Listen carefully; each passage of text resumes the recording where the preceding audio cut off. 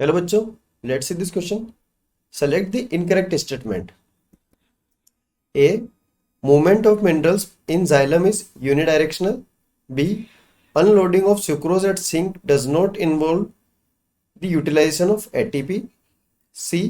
Elements most easily mobilized in plants from one region to another are phosphorus, sulfur, nitrogen and potassium.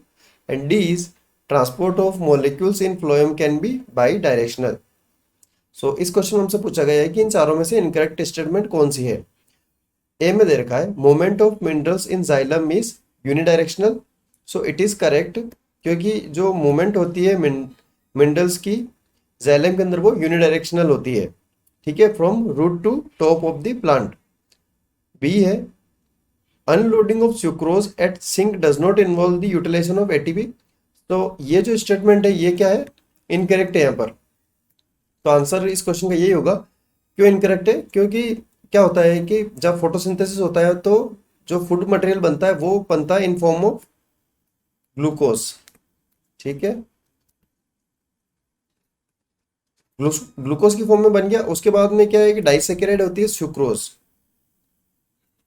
इस form में इसको क्या किया जाता है, ट्रांसलोकेट किया जाता है फ्रॉम सोर्स टू सिंक. फिर क्या होता है कि इसे कंपेनियन सेल के अंदर डाला जाता है और वहां से फिर इसे जो सीव ट्यूब के अंदर लोड किया जाता है और फ्रॉम सीव ट्यूब वापस कंपेनियन सेल में जो अनलोडिंग होती है ये जो होती है वो एक्टिव प्रोसेस के थ्रू होती है. यहाँ पर इन्होंने दे रखा है does not involve the utilisation of ATP. का मतलब ये हो गया कि पैसिव है, जबकि ऐसा नहीं होता है. यहाँ पर जो है एटीपी का इन्वॉल्वमेंट होता है, एटीपी एक्सपेंडिचर होता है, because it is an active process. That's why this option is incorrect here. C है element most easily mobilised in plants from one region to another region are phosphorus, sulphur, nitrogen and potassium. So ये जो चारों element यहाँ दे रखे हैं, phosphorus, nitrogen, sulphur and potassium, तो ये है मोबिलाइज्ड एलिमेंट. ये मोबिलाइज्ड एलिमेंट की कैटेगरी में आते हैं प्लांट के अंदर. मीन्स क्या होता है कि अगर किसी रीजन के अंदर जैसे कि न्यू प्लांट लीफ हो गई या फिर बर्ड हो गई, तो वहां पर अगर इनकी रिक्वायरमेंट होती है तो ये क्या करते हैं, ओल्ड पार्ट से वहां पर मूव कर सकते हैं, इसलिए इनको मोबिलाइज्ड एलिमेंट बोला जाता है.